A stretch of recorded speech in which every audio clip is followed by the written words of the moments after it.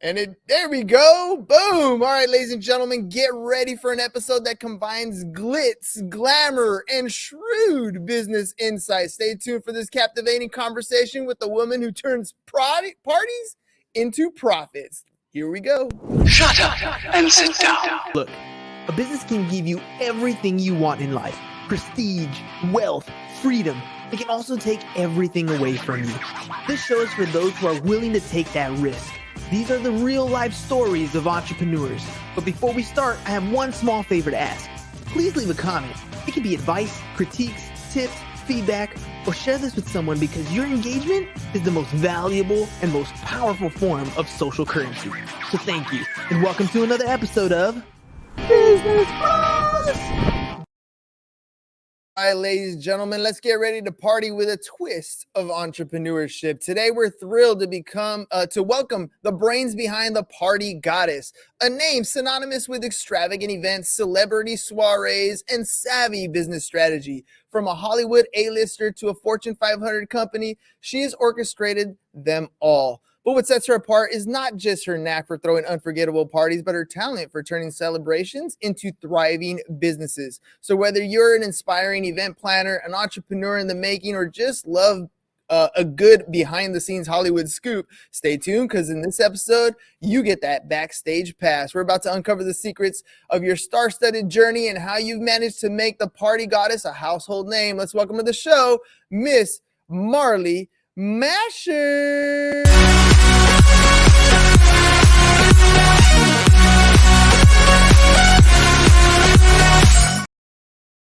Love that. All right, welcome to the show, Marley. That's awesome. Every day is a party in the classroom. If I don't get the kids' energies up, then it's going to be so tiresome to come to work every day. So we got to have fun. So welcome to the show. Thank you. Thanks for having me. All right, let's start off with the first and most obvious question. Everybody who comes on the show is promoting something. They are selling some sort of product or service. What is it that you do for a living? I am a celebrity event planner, and my company is called The Party Goddess. And two things, if you would follow me on Instagram, that would be a great way to promote everything, because then that kind of sells it all. But that's at The Party Goddess. And then the second thing is, if you're in business and you want some tips and tricks, of course, you can get my book on Amazon or go to mini.theprofitgoddess.com, where I give you a free little video series to make sure your business is more profitable. You throw parties for a living. You get to hang out with celebrities. You get to talk to people on a regular basis, but everybody wants to have a party. Everyone wants to have a good time, and everyone wants to attend a good party. Right. Who's your target audience? Who are you specifically going after? So these days, my target audience is women who are married between the ages of 40 to 55. I know that sounds kind of weird, but I can explain it.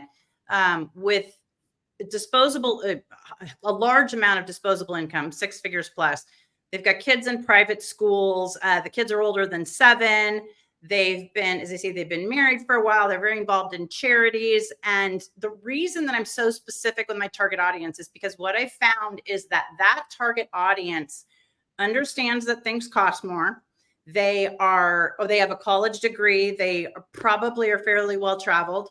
And the other reason that that's important to my target audience, to be part of my target audience, is because they have traveled. They know what good food is. They know what a good time is. They know that it is expensive to do things properly and to have the proper level of service.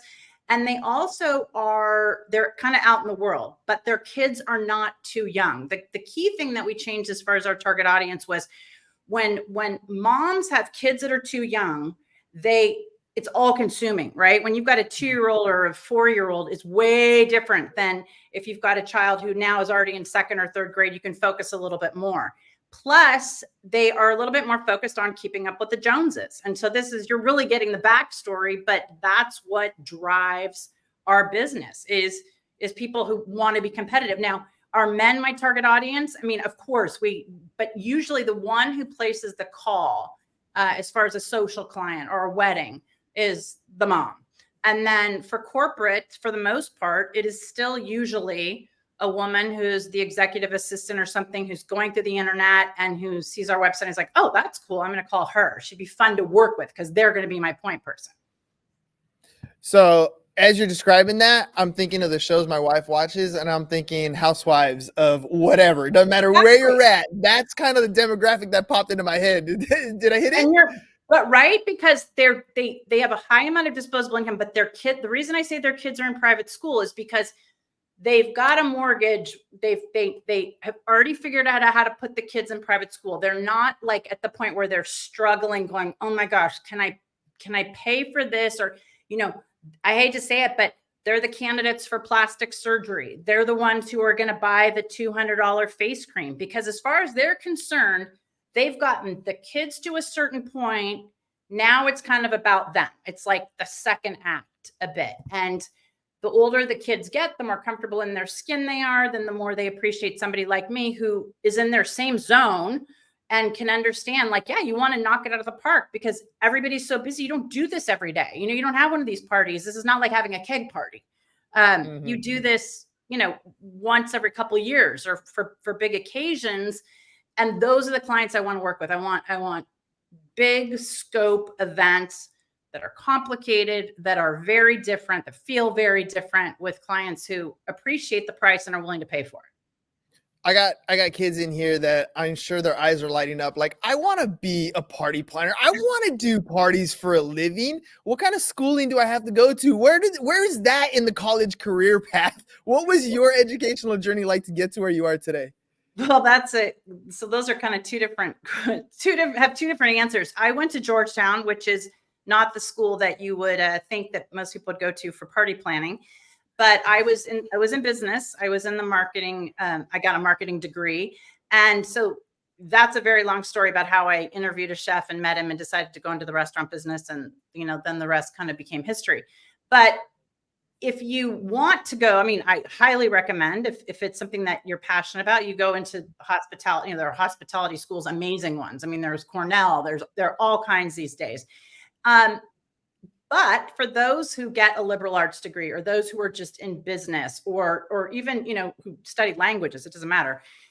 The key traits of a good event planner are that you are very organized.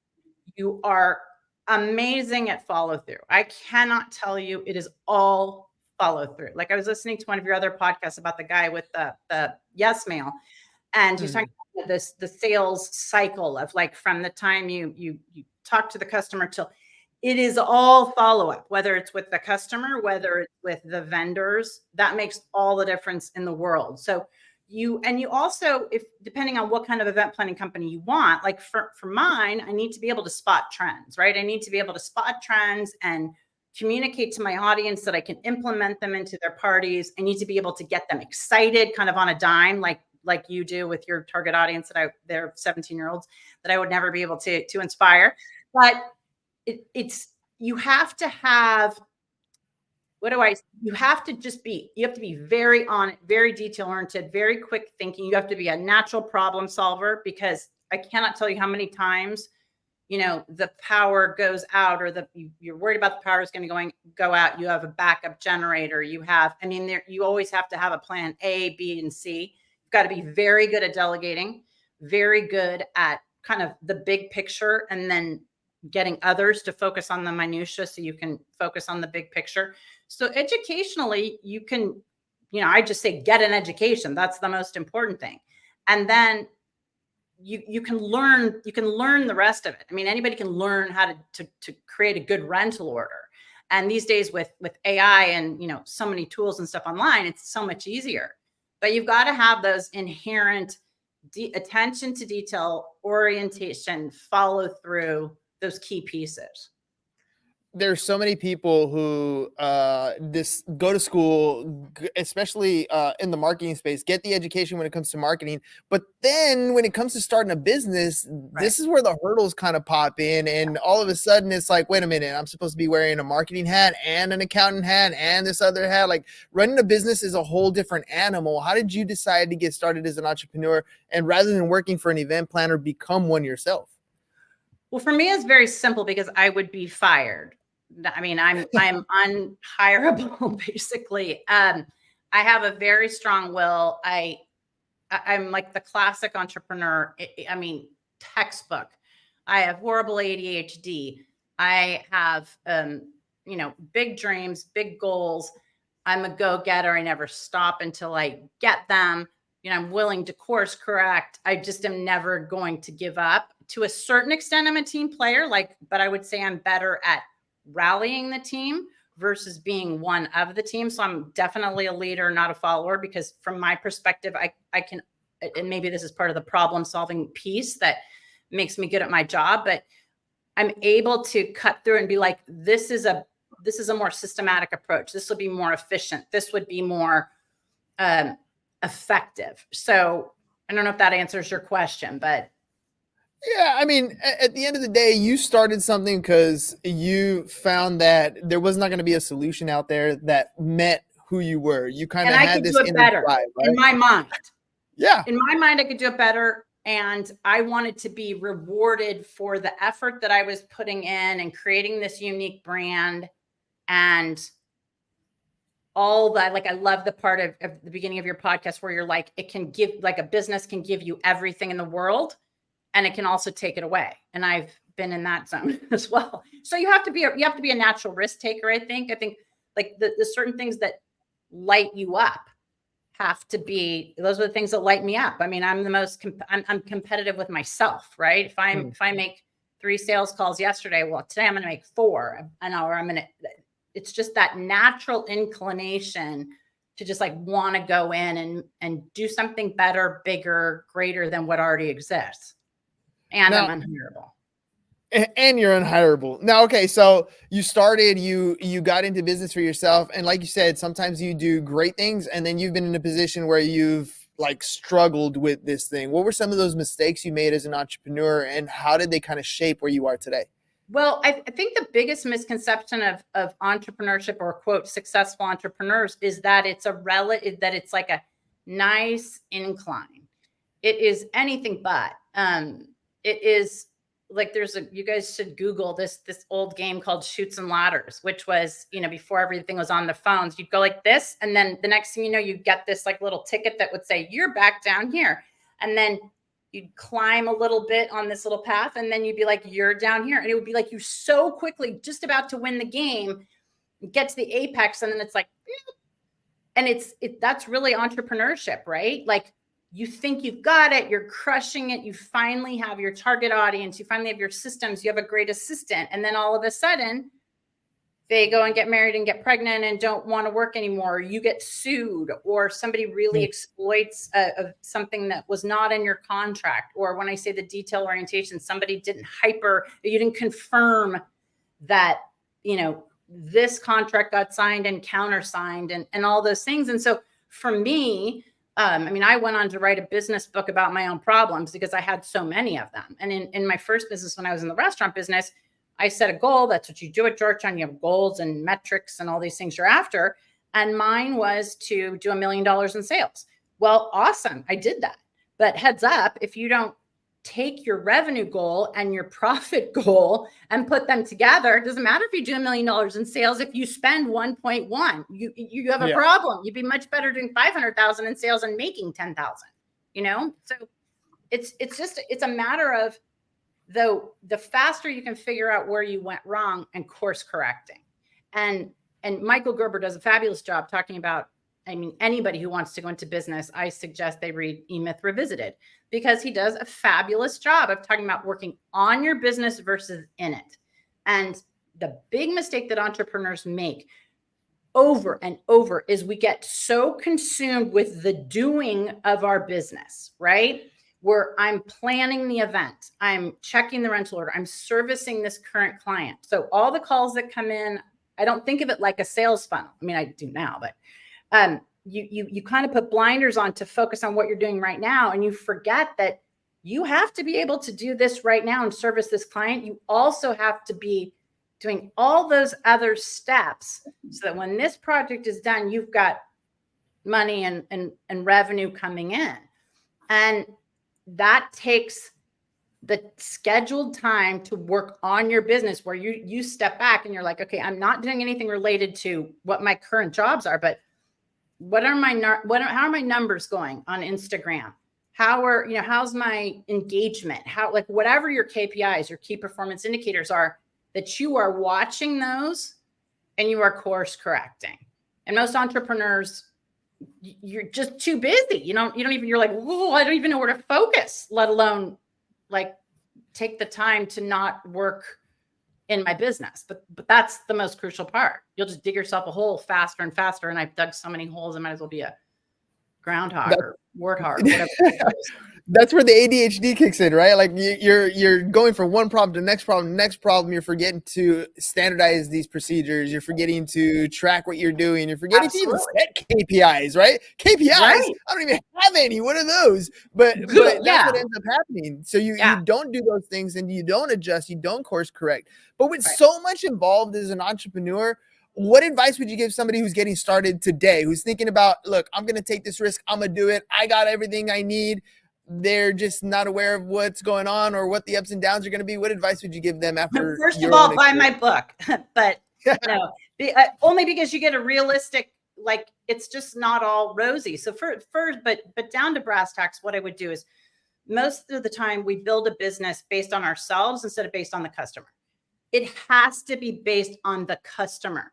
It doesn't matter what you're good at. It does, of course, to a certain extent, but it matters, what does the market need, right? Does the market need another fill in the blank?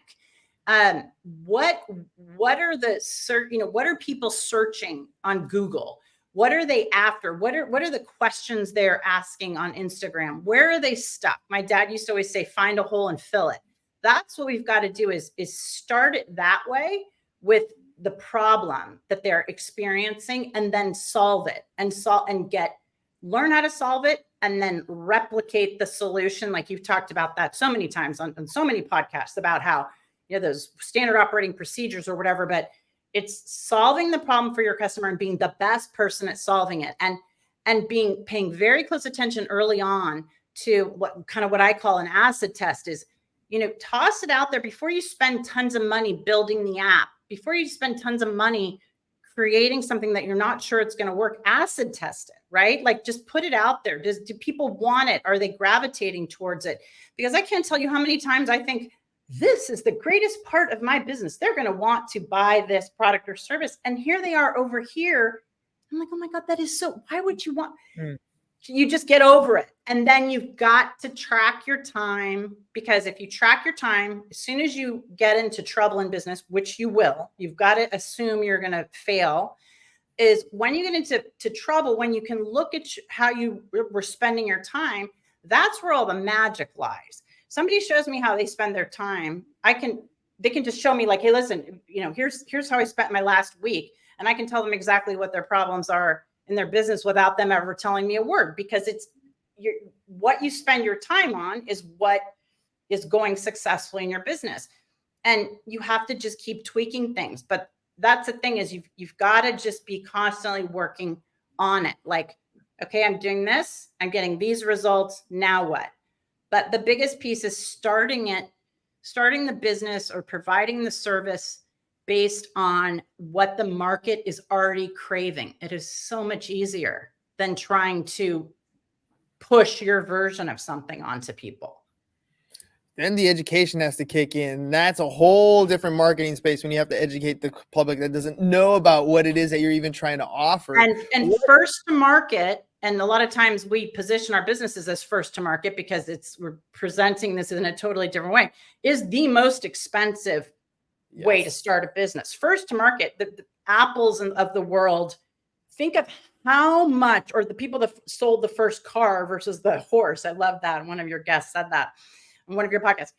Think about how much you have to explain why you want a car instead of a horse, and you don't have to feed it, and you don't have to, but you've got all these people going, huh? I don't get it. You're just pouring money into a hole. Whereas if people have a need that they are desperate to get fixed, you don't even really have to do any marketing. The marketing will be done for you. They'll be like, it's like a handyman. I think everybody should just go in at like when in doubt, just know how to be a handyman, because I swear to you, if you know how to be a handyman for the rest of your life, you will always have money, because there's always stuff broken. And handymen are the most unreliable, lame people in general. And so I'm just like, oh my God, if you just know how to fix stuff, a handyman will be booked forever, because we're all like, wait, who do you use? Oh my, blah, blah, blah, blah, blah. That does the marketing. The handyman doesn't need a website. It's because every mom or every business down things like, oh my God, you need my guy, and then you don't want to give him up because he's so it markets itself. So, exactly. Okay, you have the blue ocean, you have a customer base that has a problem that needs to be solved. And I like what you said, where you get good at solving the one problem, you get really good at that thing, then your business can kind of expand from there. Right. What is it that you are known for, that you do best? You're the reason why they call you for their party handyman projects to get things done. What are you known for? Well, we're known for creating the experience so that when the guests walk in, and I don't care if they're 75 years old, I don't care if they are the most uptight corporate executive, I don't care if they are the most, non-social media, supposedly boring person on the planet. We're known for, you walk into that party and you are like, oh my gosh, and you leave saying, I had the greatest time ever. Half the time they didn't even know why it was the greatest time ever. They just know that we created the experience. How do we do that?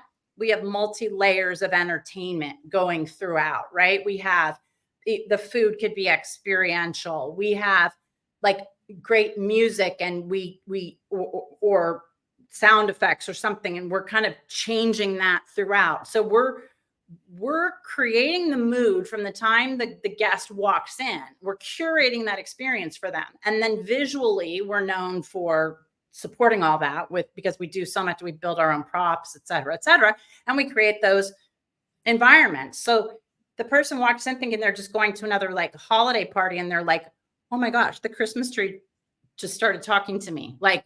And it's all those quirky little things that don't make it so much more expensive. It just makes it like, I've never been anywhere where a Christmas tree moved and talked. Okay, I don't know why that was so great, but it's just like the gawk factor. So I think that's almost what I would say we'd be known for, so that people just walk out of there and go, that was the greatest freaking party I've ever been to. And by the way, it doesn't need to be because it was black tie. It just is that was just insane, because there were so many little pop-up moments. You help them kind of experience something different. It's like when you walk into Disneyland, right? Like all of a sudden, you've transformed. You took a couple steps through a gate, but you walked into something completely different. And I feel like that's kind of the experience people have when they go to one of your parties. It's like putting on a virtual reality headset, right? You go into my world. It's a very simple step. You go from here, you cross the threshold, and then all of a sudden, you are in the world how I see it, and your needs are met, and it's your eyes are satisfied, and your ear, it's just like everything just kind of comes together. It's like this 3D symphony sort of. So that's what we're known for, is that experience where you leave your old world behind, and for the 3 hours that you're at that party, you forget your mom has cancer, you forget you might be getting divorced next week, you forget. And so to be able to do that and get somebody totally extracted and be like, welcome to my world, that's the magic. That's what we create. That's beautiful. All right. So in business, I feel like everybody's always trying to improve something. There's always a way that you can get better. And like you said, it's being able to work in your business versus on your business. What is it that you're working right now to improve upon, to become more efficient, to get better at? We are always, always, always working on our systems. And even though I feel like we do a good job of communicating, I always say communication is like oxygen. You don't notice it, or you don't know you need it until you don't have it. And so I would like for us to be better about continuously communicating the updates. Kind of like when you order a pizza, in the old days, you'd order a pizza and then it'd get delivered to your house, right? Now you have the Domino's tracker. You order the pizza and it's like, love that. Got your order. It's in the oven. Now, should you have to say that? No, but I don't know why, but I refresh my tracker going, it's in the oven. It's out of the oven. Joe has picked it up. He's on his way. It feels, so I would like to have that, level of communication going on in the background so that the customer always feels like they could pull back the curtain and see what's going on, because they are spending a lot of money. Yes, we have a good reputation. Yes, they trust us or they wouldn't have hired us in the first place. But I always want them to be able to just take a peek and know that everything's good under the hood while we go through this process. Because I think that's ultimate customer service. At the end of the day, that's exactly what it is. All right. So I kind of saved this question towards the end here because I'm sure the kids want to know. Any case studies is usually what I ask entrepreneurs. In your case, I'm going to say, give me a Hollywood story. Who's a celebrity that you worked with? A story that you kind of have where either it went chaotically crazy or amazing, and somebody that you wanted to work with for a while. Or both. How about both? So one of them, which is very relevant these days, is Britney Spears. So we did Britney Spears a birthday party for her boys. And that was, I mean, talk about mind blown. I mean, it takes a lot to blow my mind, and my mind was blown for many reasons. One was the component of how many people are and were involved in her world. And that is huge when you're talking about doing celebrity events, because we just think of it normally. If you're working with a client, right? I want to make that mom who's throwing her husband's birthday party, I want to make her happy and obviously make the husband happy, right? But in this case, you're making the client happy, Britney, but you have to make the sons happy. Okay, that's expected. But her manager and her publicist and her lawyer and her all have very different things that are going to make them happy. And they are as much or more important than the client. And that is mind-blowing to start with. Number two, with the celebrity stuff, things are changing so quickly. They change their minds so quickly because they can.